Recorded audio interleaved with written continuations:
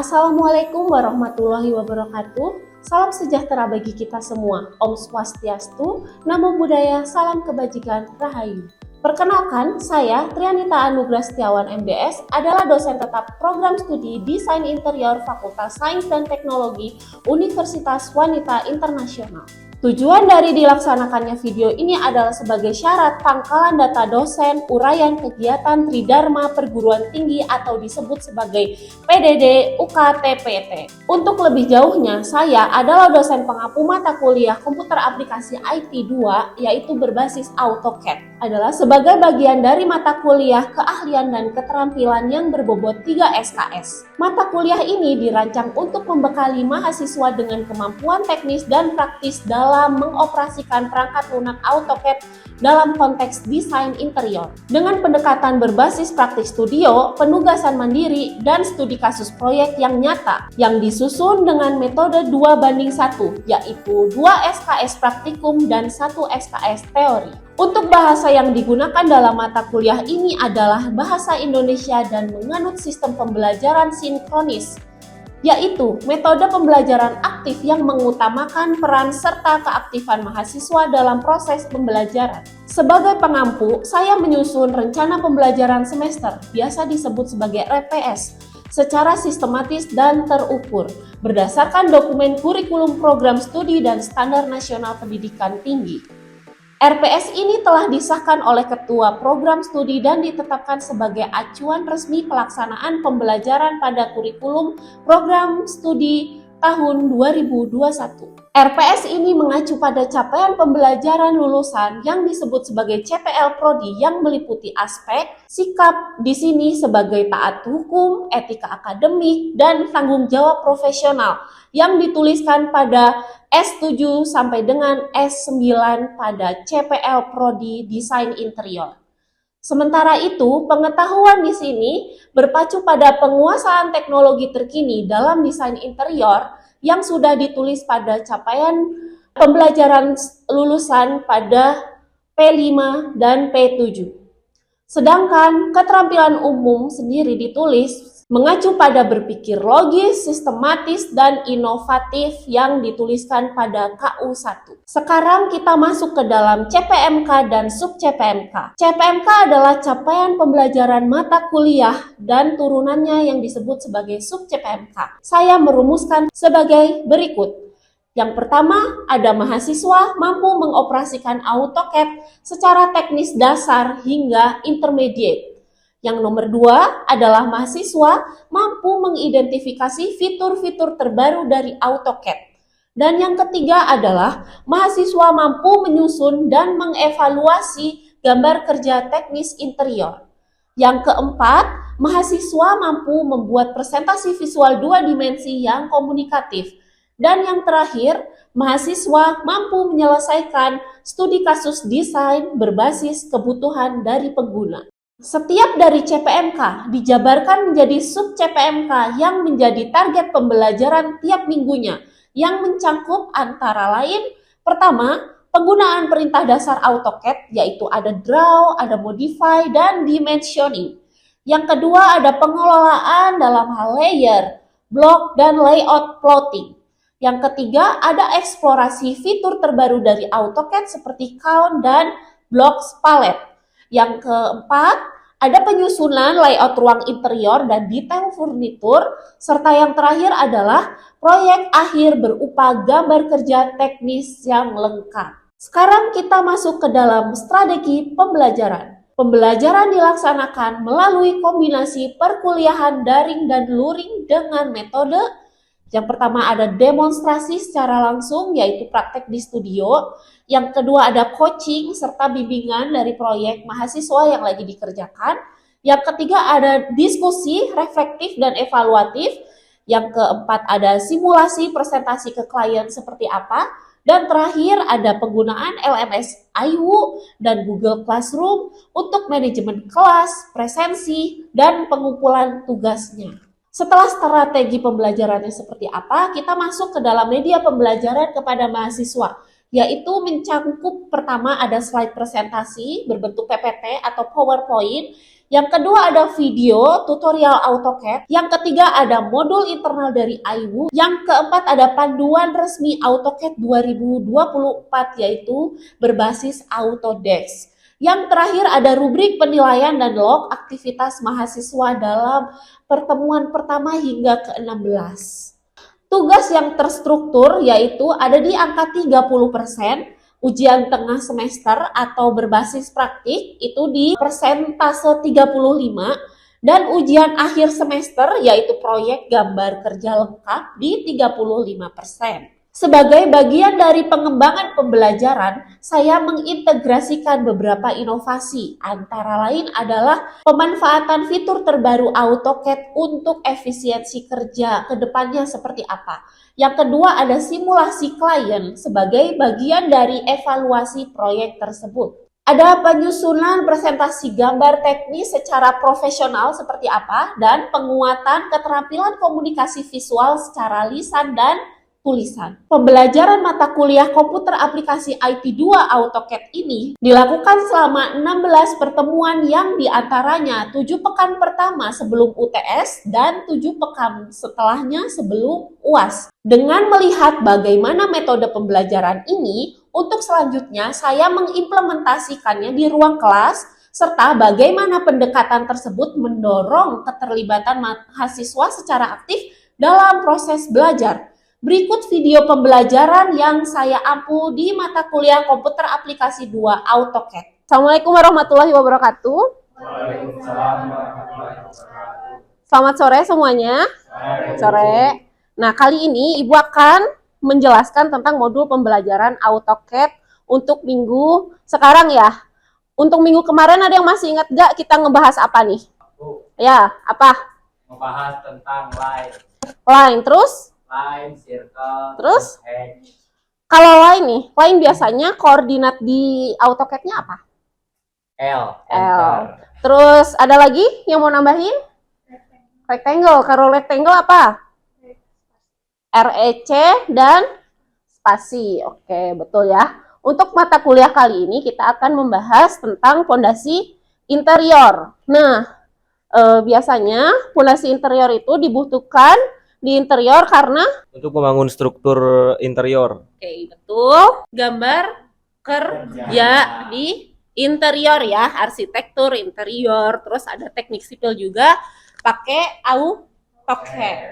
Nah, untuk yang pertama Ibu jelasin, tujuan pembelajaran kali ini adalah untuk mencapai pembelajaran mata kuliah yang pertama, yaitu mengoperasikan AutoCAD secara teknis dasar hingga intermediate. Intermediate itu secara menengah ya. Jadi kalian harus bisa nih sampai menengah sejauh mana AutoCAD kalian, yang tujuannya untuk mengevaluasi hasil gambar kerja teknis secara logis dan sistematis yang ada di AutoCAD.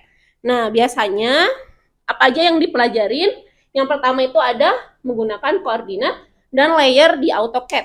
Kalau layer untuk apa? Menggunakan ketebalan terus sama warnanya. Nah, betul. Untuk membedakan ya, membedakan antara gambar kerja yang pertama misalkan dinding, misalkan sama furnitur itu harus beda warna di layernya. Menggambar di AutoCAD itu harus presisi supaya strukturnya atau di gambar kerjanya itu lebih bagus, terus lebih dapat dimengerti oleh konstruktif sama arsitektural juga, lebih bisa dipahami. Coba kalau gambar kerjanya miring-miring, apa yang akan terjadi? Nah, pertama bangunannya akan roboh. Terus yang kedua tidak dapat dimengerti. Ketika orang baca gambar kerja kalian itu tidak akan dimengerti juga ya.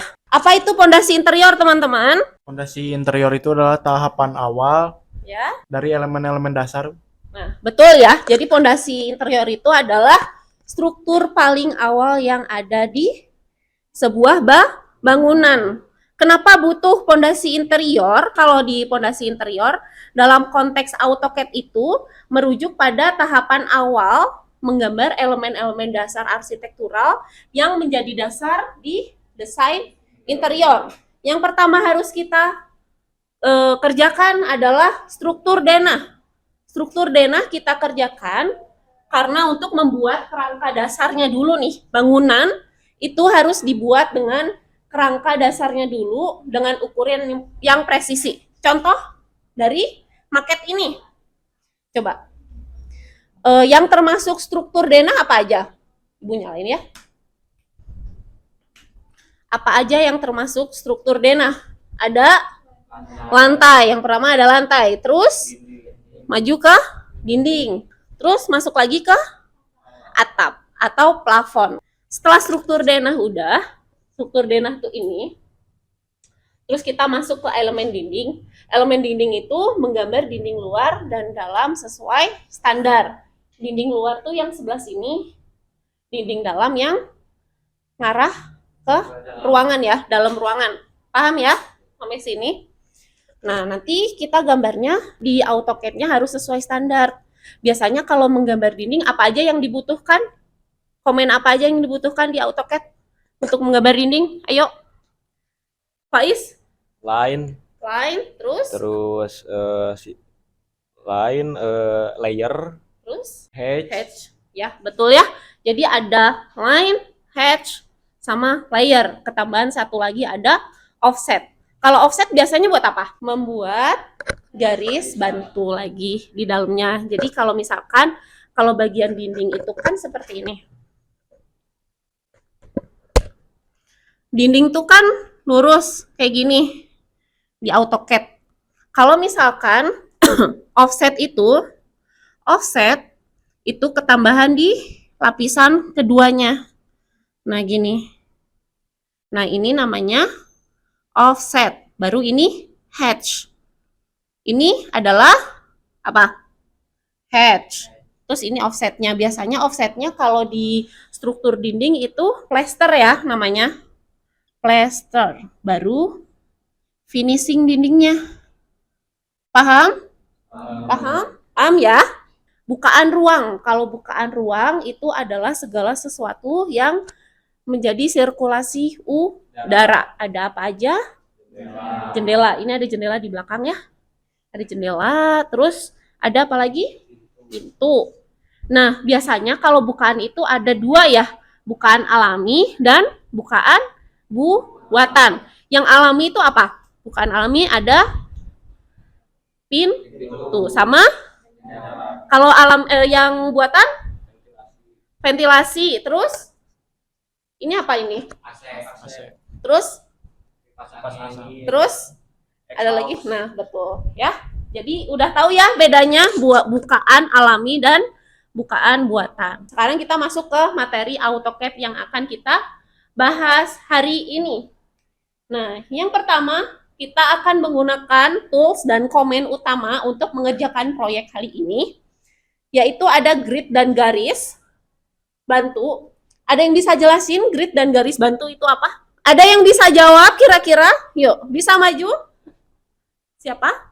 Nama saya Faiz Ramdhani. Saya di sini akan menjelaskan bahwa grid dan garis bantu itu merupakan, kalau kita nih buka aplikasi AutoCAD pertama kali, kita bisa lihat di AutoCAD-nya itu ada garis-garis di situ.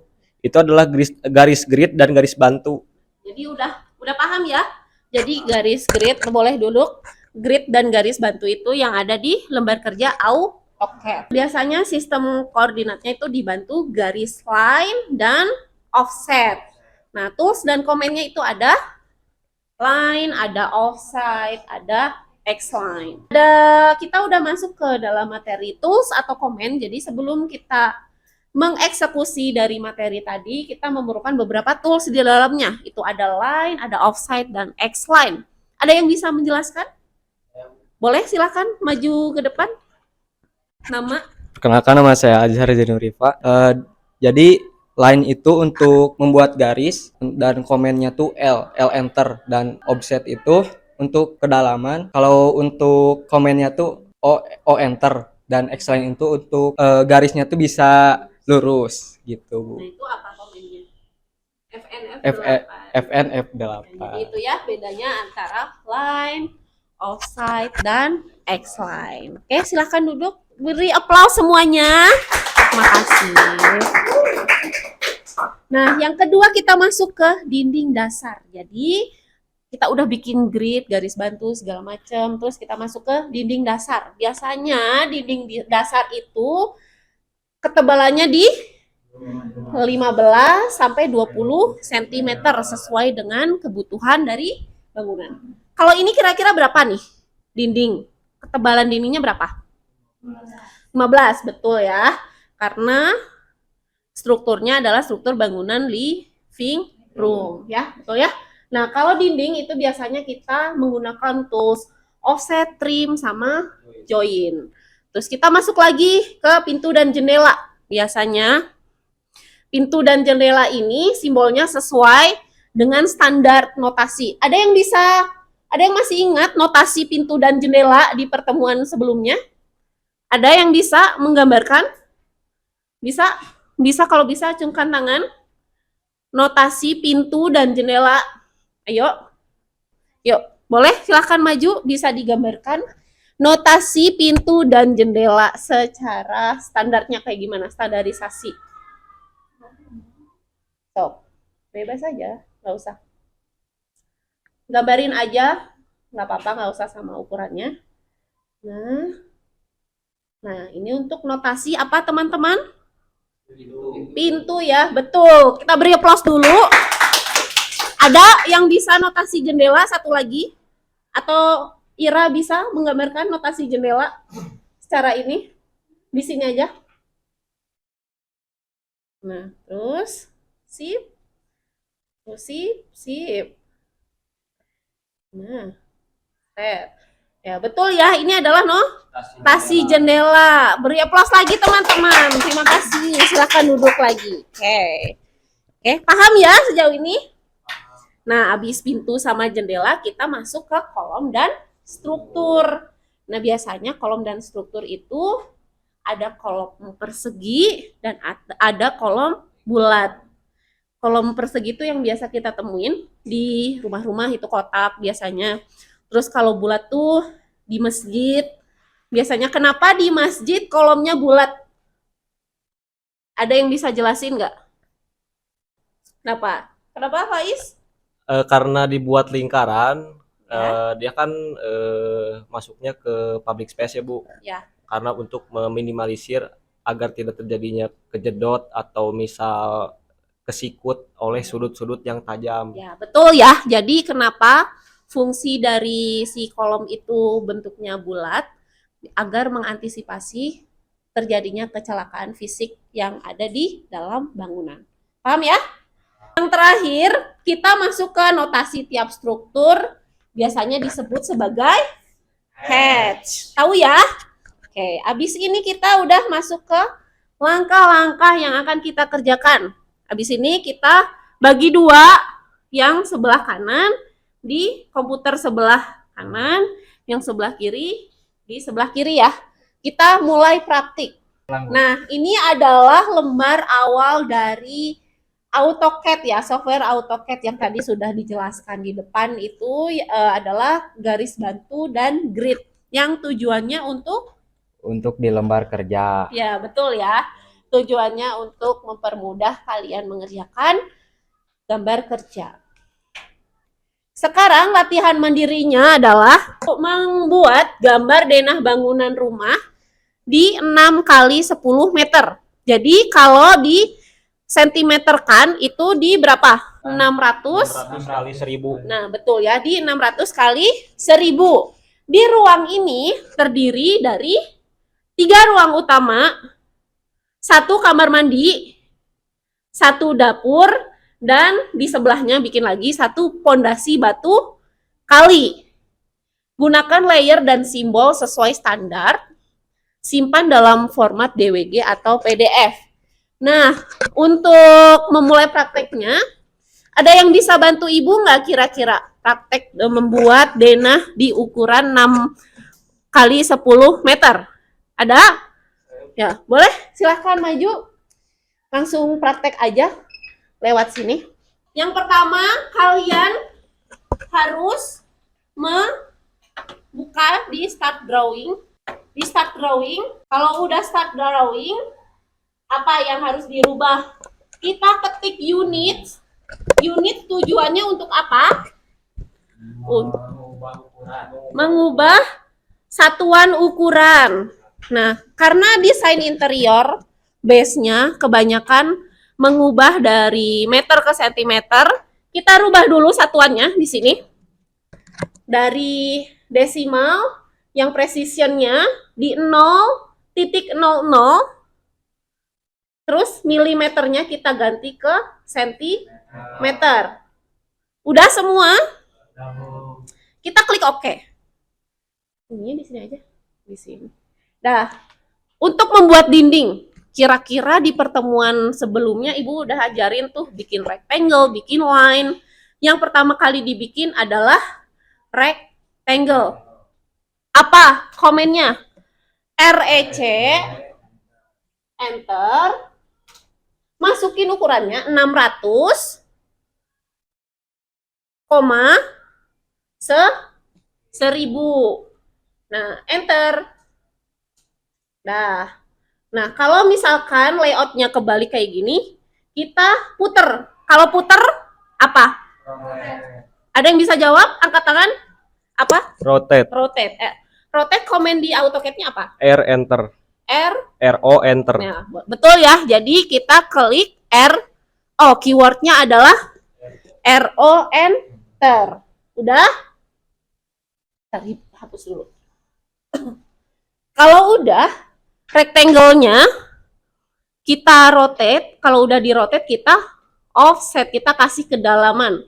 Kedalaman dinding standarnya berapa?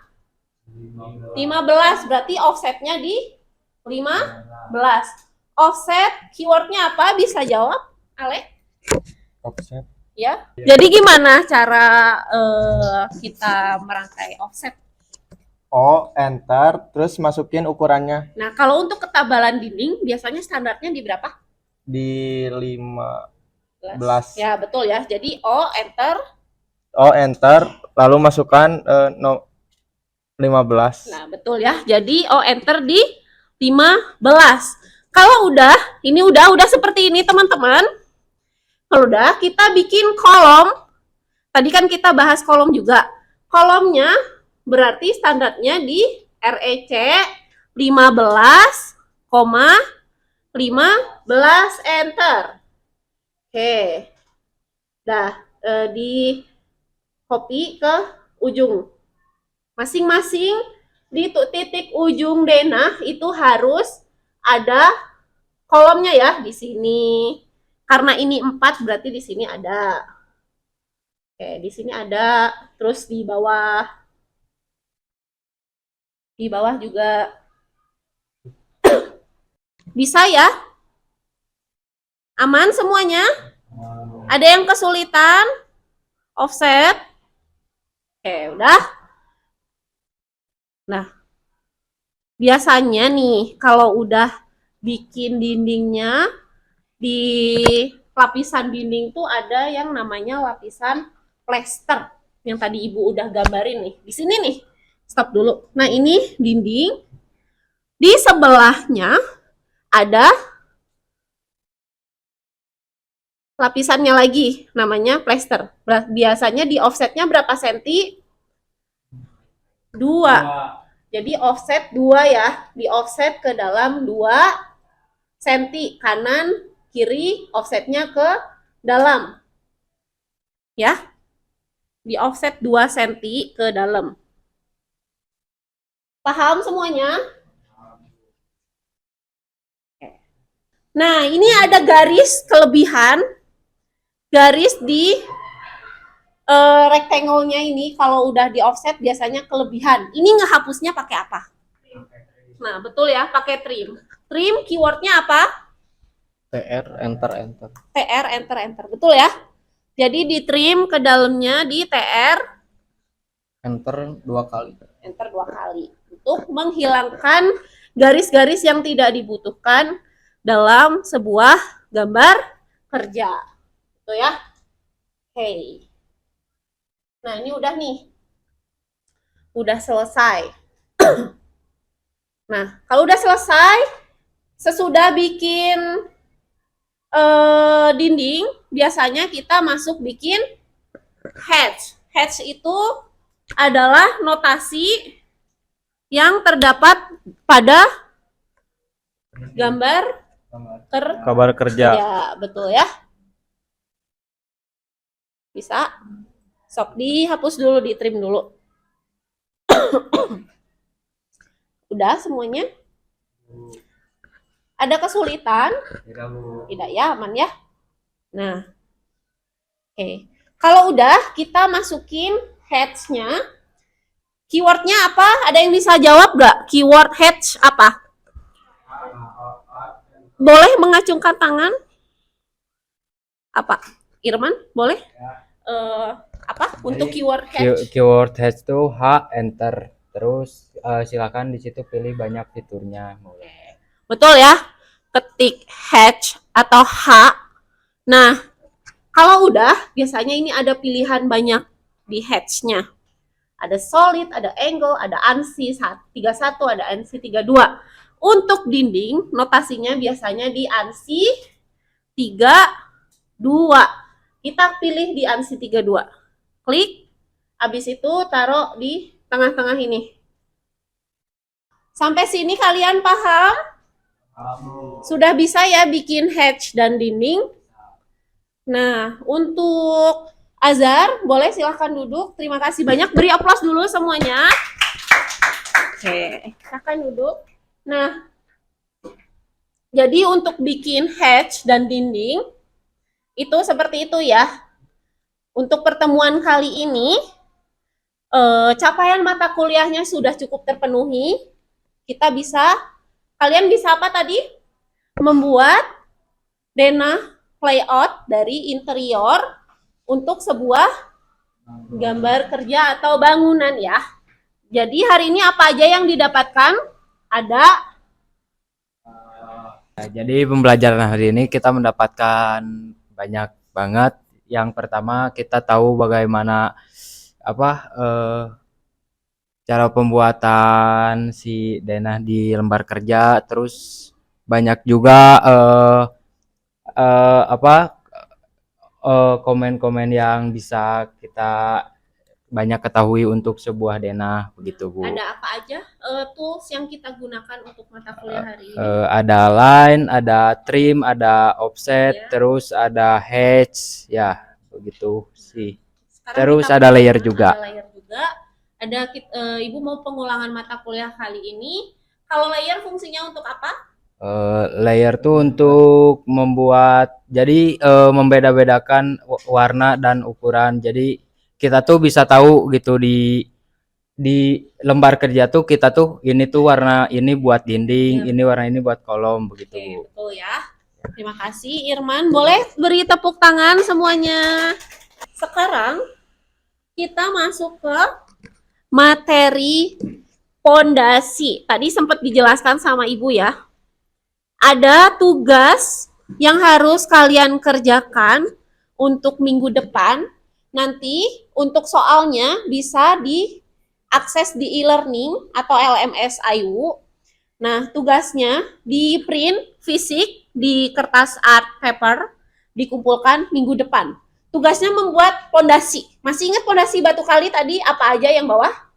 Ada pasir uruk, terus batu kalinya, terus ada tanah uruk. Ini apa? Unstamping. Nah, tadi apa aja yang udah dipelajari dalam pondasi itu? Ada pasir uruk, ada batu kali, ada tanah uruk, ada unstamping. Ini adalah suatu hal yang baru ya buat kita. Ada yang bisa jelaskan nggak unstamping itu apa? Boleh, silahkan maju. Oke.